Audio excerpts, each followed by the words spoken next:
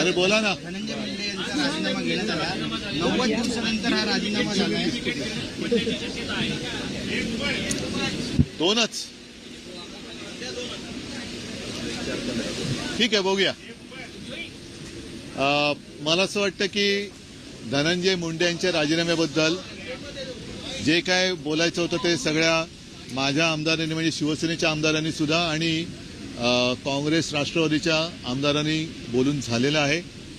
प्रश्न हा सर्वांना पडलेला आहे तो की जे काही व्हिडिओ किंवा फोटो काल आले हे आधी सरकारकडे आले होते की नव्हते हा एक महत्त्वाचा प्रश्न आहे. त्यानिमित्ताने सुद्धा बरीचशी चर्चा आपल्या माध्यमावरती झालेली आहे.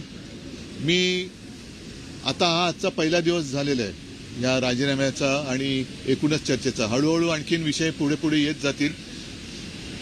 रोजच तसं पाहिलं तर काही ना काहीतरी भानगडी बाहेर येत आहेत. मला असं वाटतं की मुख्यमंत्री जर पारदर्शी कारभार करत असतील तर त्यांचं स्वागत आहे, पण पारदर्शीपणाने कारभार करताना त्यांचे हात कोणी बांधतायत का हा सुद्धा एक प्रश्न आहे. महाराष्ट्राच्या जनतेला आता या सगळ्याचा वीट आलेला आहे, कंटाळा आलेला आहे. त्यांना त्यांच्या व्यथा सोडवणारं सरकार पाहिजे. एकमेकाच्या व्यथांना पांघरून घालणारं सरकार हे महाराष्ट्राच्या जनतेला नको आहे. आणि आमची सुद्धा हीच अपेक्षा आहे की विरोधी पक्ष म्हणून आम्ही नेमके कोणाचे विरोधी आहोत तर या समस्येच्या विरोधी आहोत. तर चांगलं राज्य घडवण्यासाठी सगळ्यांनी आपापल्या जबाबदाऱ्या पार पाडल्या पाहिजे. तुम्ही स्वतःही मुख्यमंत्री होतात. मुख्यमंत्र्यांकडे हे फोटो खूप आधीपासून आले होते आणि ते दाबून ठेवले गेले असं तुम्हाला वाटतंय का? जी समाज माध्यमांवर आणि माध्यमांमध्ये चर्चा आहे त्यात तुम्हाला काय तथ्य वाटतं? आता या प्रश्नाचं उत्तर स्वतः मुख्यमंत्र्यांनी द्यायला पाहिजे, कारण ते स्वतः गृहमंत्री पण आहेत. आपला प्रश्न जो आहे तो अतिशय योग्य आहे की 2-3 म्हणजे डिसेंबरपासून ही घटना गाजते. राजीनाम्याची मागणी. बरं, आज धनंजय मुंडे यांनी जो राजीनामा दिलेला आहे त्यांनी स्वतः कारण दिले त्यांच्या तब्येतीचं. मी त्यांच्या तब्येतीबद्दल कोणते भाष्य करू इच्छित नाही, कारण कोणीही कोणाच्या तब्येतीबद्दल आणि प्रकृती अस्वास्थ्याबद्दल चेष्टा टवाळी करू नये. जशी त्यांनी म्हणजे आमच्यातले जे कोणी गेले त्यांनी माझ्या प्रकृतीबद्दल केली होती, पण मी एक संस्कार पाळणार आहे म्हणून मी कोणाच्याही तब्येतीबद्दल किंवा प्रकृती अस्वास्थ्याबद्दल अजिबात चेष्टा करणार नाही. मात्र नेमकं खरं कारण काय? कारण धनंजय मुंडे यांनी सांगितलं की त्यांना त्यांच्या प्रकृती अस्वास्थ्यामुळे त्यांनी राजीनामा दिलाय. त्याच वेळेला अजितदादा असं म्हणाले की त्यांनी नैतिकतेच्या आधारावरती दिलेला आहे. तर नेमकं कारण काय? आणि जर का त्यांनी प्रकृती अस्वास्थ्यामुळे दिला असेल तर एवढे फोटो आणि व्हिडिओ बाहेर आल्यानंतर सुद्धा त्यांचा राजीनामा मग घेतला का गेला नाही याचं उत्तर सरकारने दिलं पाहिजे. आता माणिकराव कोकाटे यांचा नंबर असेल का? तुम्ही आग्रही होते पण धनंजय मुंडे राजीनामा द्यायला तयार नव्हते. आता मला असं वाटतं तो राजीनामा झालाय. फक्त राजीनामा नेमका काय कारणाने दिला गेलेला आहे ह्याचंही उत्तर आलं पाहिजे. आणि आता तुम्ही जो प्रश्न विचारला की ह्या सगळ्या गोष्टी नेमक्या अधिवेशन काळामध्येच बाहेर कशा आल्या आणि 2-1 महिने जर त्या होत्या तर बाहेर का आल्या नव्हत्या, आणि जर बाहेर आलेल्या होत्या किंवा यांच्यापर्यंत पोहोचल्या असतील तर त्याच वेळेला यांचा राजीनामा का घेतला गेला नाही हे या अनुषंगाने निर्माण झालेले प्रश्न आहेत.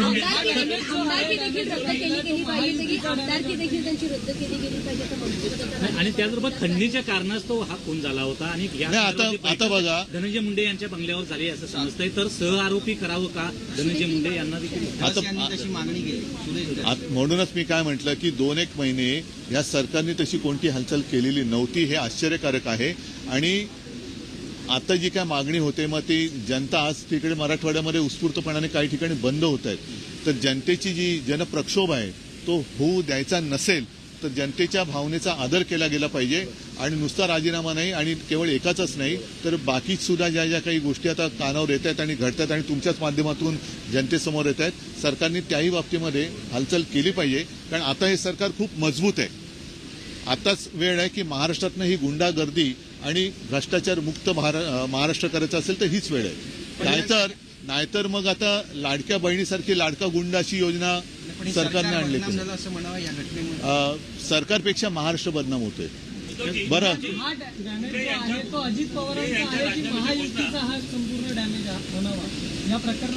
ह्या एकूण जी बदनामी होते ती सरकारची होते, पण त्याचबरोबरीने महाराष्ट्राची बदनामी होते आहे आणि महाराष्ट्राची बदनामी कोणत्या परिस्थितीत होता कामा नये हे महाराष्ट्रातल्या प्रत्येक नागरिकाचं मत आहे. उद्धव जी, क्या महाराष्ट्र के हालात उत्तर प्रदेश या बिहार जैसे हो गए जिस प्रकार से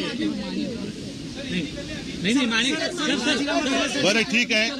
नाही आज पक्षाच्या वतीने विरोधी पक्षनेत्यासाठी अध्यक्षांकडे डॉक्टर राजू यांच्या नावाची शिफारस करण्यात आलेली आहे.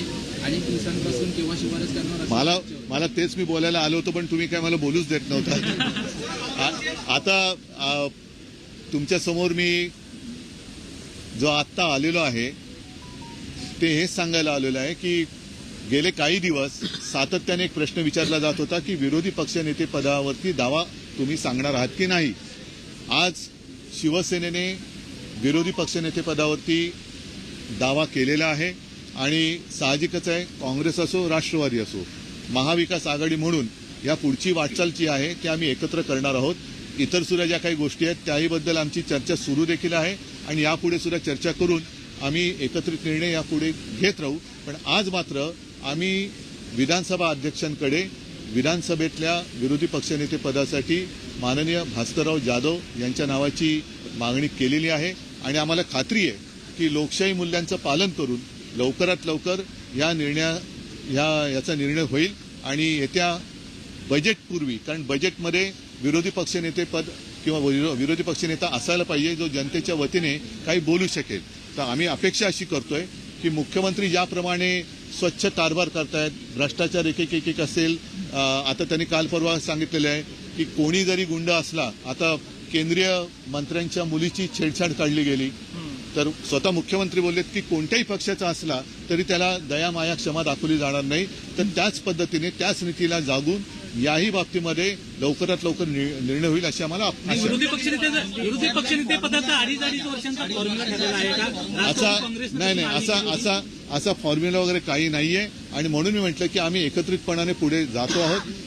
बऱ्याच गोष्टी आहेत, जसं काही निवडणुका असतील काही असतील तर पुढे बघू नका. पण विधान परिषदेमध्ये काँग्रेस आग्रही आहे विरोधी पक्षासाठी. मागणी होती विरोधी पक्ष नेते पदासाठी आणि असं म्हटलं जात होतं की भाजपलाही ते नाव चालणार होतं. नेमकं काय घडलं की ज्याच्यामुळे त्यांना बॅकसीटवर बसवलं? भाजपला आधी त्याचं नाव चालणार होतं, आधी मला कळलं असतं बरं झालं असतं. म्हणजे घराणेशाहीला त्यांचा विरोध नाही हे मला कळलं असतं तर बरं झालं असतं. सर, हिंदी में बता दीजिए, जिस प्रकार से महाराष्ट्र में धनंजय मुंडे का मामला आया, संतोष देशमुख का मामला आया, क्या महाराष्ट्र के हालात उत्तर प्रदेश या बिहार जैसे हो रहे हैं? एक जमाना जरूर था, कुछ भी अगर गलत होता तो बिहार और उत्तर प्रदेश का नाम लिया जाता था, लेकिन अब दोनों जगह पर या तीनों जगह पर बीजेपी शासित गवर्नमेंट है. किसके साथ किसकी बराबरी करे? और माना तो यही जाता है कि बिहार की हालत अब काफी सुधर गई है. यूपी में तो बुलडोजर राज चल रहा है, तो बदनाम महाराष्ट्र हो रहा है. और ये जो संस्कृति है और जिस तरीके से घटनाएं घट रही है तो घट रही है मतलब कोणाला वाटेल की घटतात की काय, म्हणजे घडतायत तो हो रही है, तो ये कभी महाराष्ट्र ने नहीं देखा था. जिस प्रकार से धनंजय मुंडे का इस्तीफा अनाउंस, कारण क्या है? क्योंकि मुंडे जी, धनंजय तो बोल रहे कि उनकी प्रकृति तबीयत ठीक नहीं इसलिए उन्होंने इस्तीफा दिया. अजित पवार बोल रहे कि नहीं नैतिकता का कारण है. तो असलियत क्या है? लेकिन सर जिस तरीके से टाइमिंग, हाँ बोलिए. जिस तरीके से चार्जशीट सामने आया इसमें जिस क्रूरता की हद सामने आई है, जिस तरह से हत्या की गई है और जो सब सामने आया है उसके बाद अभी उनके ऊपर चार्जशीट में वाल्मीकि तरह नंबर 1 का आरोपी है जो धनंजय मुंडे की सरकार कर भी है, ऐसे कहा जाता है. उसमें है. तो वक्त लिया गया, ये सारी चीजें पहले ही सरकार तक पहुंची हुई. खुद भी मुख्यमंत्री रहे. यही एक सवाल है कि जिस तरीके के सब फोटो और वीडियो कल आ गए बाहर, तो क्या होम डिपार्टमेंट के पास ये जानकारी पहले नहीं आई थी? अगर आई होगी तो क्यों इतने दिन लगाए? और नहीं आई होगी तो क्या अपने होम डिपार्टमेंट की जो सिस्टम है तो वो तो नाकामयाबी उनकी है, नाकामयाबी फिर होम डिपार्टमेंट की है. तो ये सारे बातों का उत्तर गवर्नमेंट को देना होगा. औरंगजेब को लेकर के काफी विवाद हो रहा है. कल अबू आजमी ने बयान दिया कि औरंगजेब जो है वो, उसके ऊपर काफी बहस हुई है और हम तो यही मानते हैं और यही चाहते हैं कि जो भी हमारे जो हम जिसको देवता मानते हैं, छत्रपति शिवाजी महाराज, छत्रपति संभाजी महाराज, उनके बारे में कोई भी कुछ भी गलत कहे तो उनको शासन होना चाहिए, उनको माफ नहीं करना चाहिए। एक अहम सवाल है, संबंधाची मागणी केली जाते. आप हर रोज नहीं बात करते हिंदी में, तो एक सवाल मैं जरूर लूंगा कि कई बार ऐसी चर्चाएं होती हैं, कई बार शिंदे गुट की तरफ से ये कहा जाता है कि आपके विधायक और एमपी जो है उनके संपर्क में है। रिसेंटली आपने एक बैठक भी की थी, तो क्या मातोश्री में एक बैठक की थी अपने तो MP मेरे के साथ? अपने घर की बैठक है, वो सारे विधायक तो अभी मेरे साथ ही है। तो क्या इसको लेकर के कितने विधायक जो हैं, क्या कोई जाने की संभावना है? क्या है?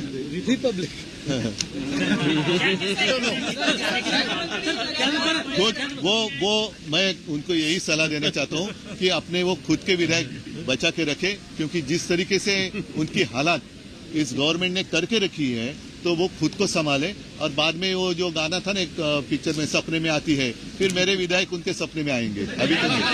धन्यवाद।